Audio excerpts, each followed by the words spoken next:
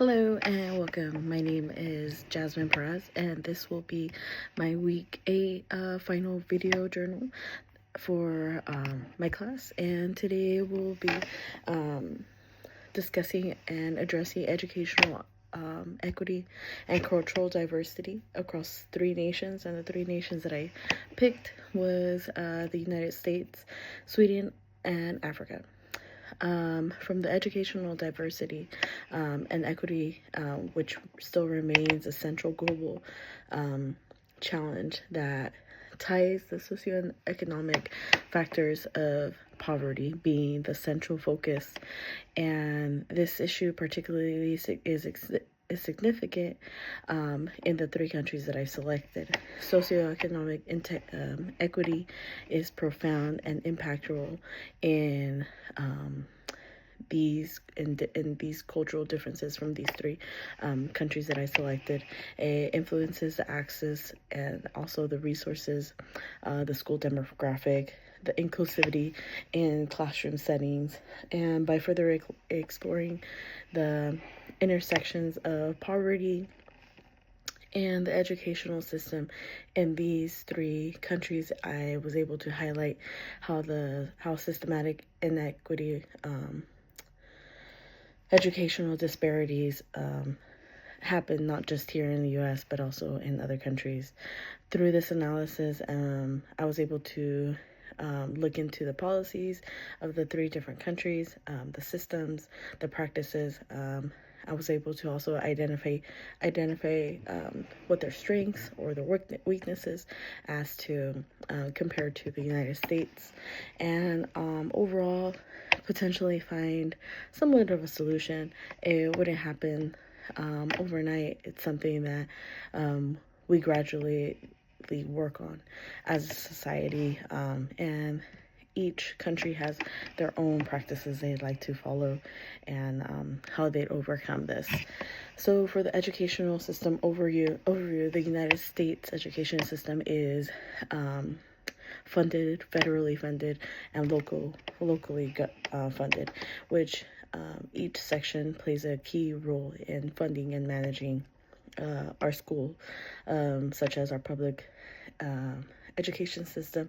I was able to find it receives about $50 million for students K through 12, many of whom belong to a marginalized group, which would be Blacks, Hispanics, or Native American students. So this diversity has a great significant factor when we're talking into multicultural classrooms where we promote communication across each cultural line, but also require teachers to hopefully adopt a cultural classroom despite federal incentives like Title I aid funding and every student, the ESS program, Every Student Succeeds Act.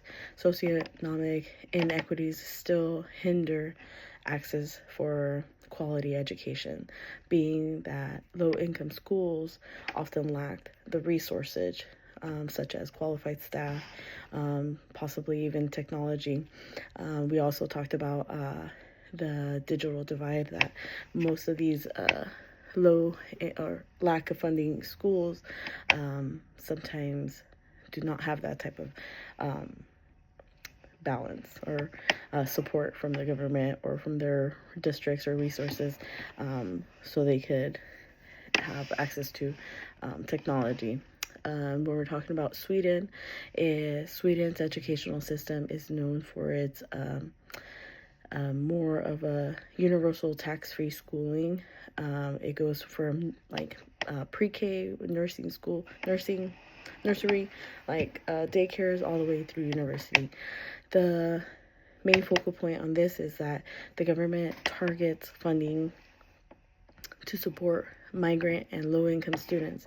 However, within the recent decades, I found that private schools have created a new and more dedicated, and especially in urban areas where the lack of support might be.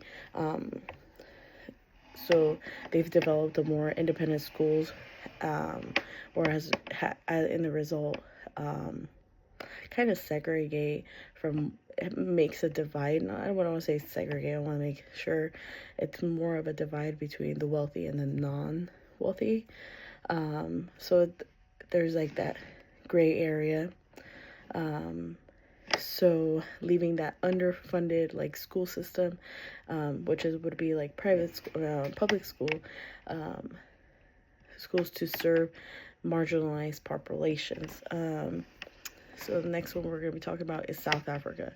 The South Africans' education system reflects more on the country's history, despite different rumors from reforms and like the systems where by significant the majority of students do attend public schools, but these schools are often underfunded, overcrowded, and poorly equipped versus families with a little bit more money are able to send their students or their children to a more private education where it's fully funded because their wealthier families can provide that, and it makes deepening education disparities, while the government has introduced some like different policies to improve educational access for marginalized students.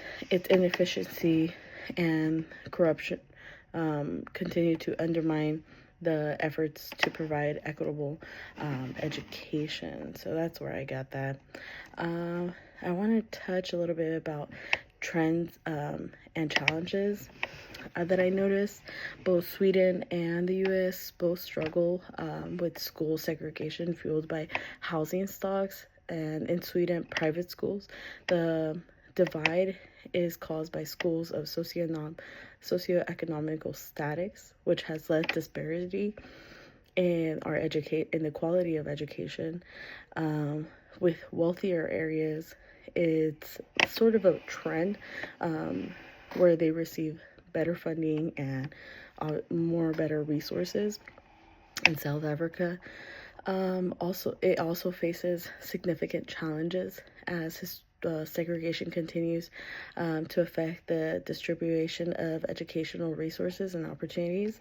So that was kind of eye-opening for me, that we're in the 21st century and we're still talking about segregation and educational disparities, but through all this, it has greatly impacted and made myself more aware of these disparities. Another thing I want to touch into is the demographic diversity. In the U.S., home is like one of the most diverse populations globally, yet schools often fail to reflect on that diversity.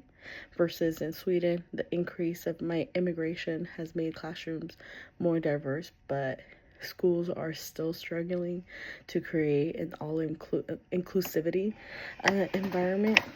Similar to South Africa, the racial history continues to shape its educational system, with Black students in low-income areas and disproportionately affected by the educational inequalities.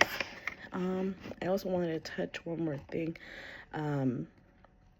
Some strengths that I've noticed throughout the research was that the U.S. has implemented several policy tools to address poverty and education inequality, such as federal subsidizing and charter schools, whereas Sweden centralizes funding model that focuses on equity to help reduce disparities, while in South Africa, the reform aims to undo legacy and more so provide a greater access to education for the marginalized groups. So that's good.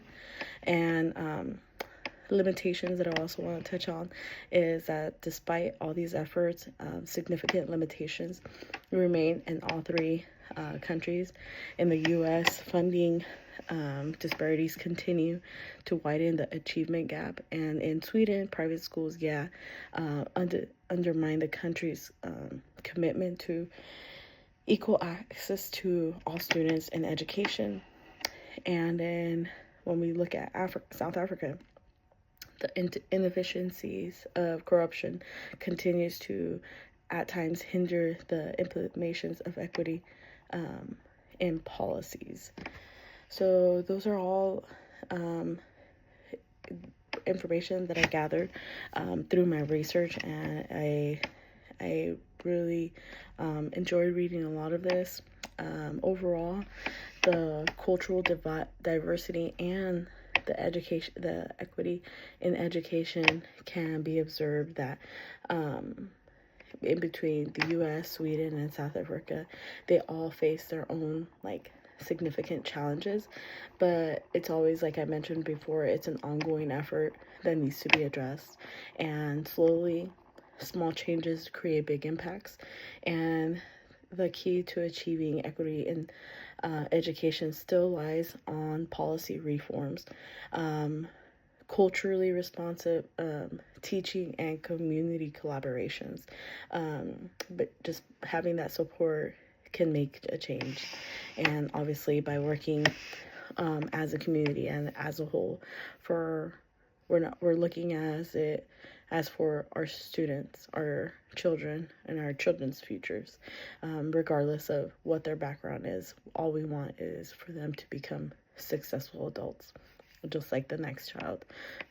Thank you so much for taking the time to review my video. Have a great day.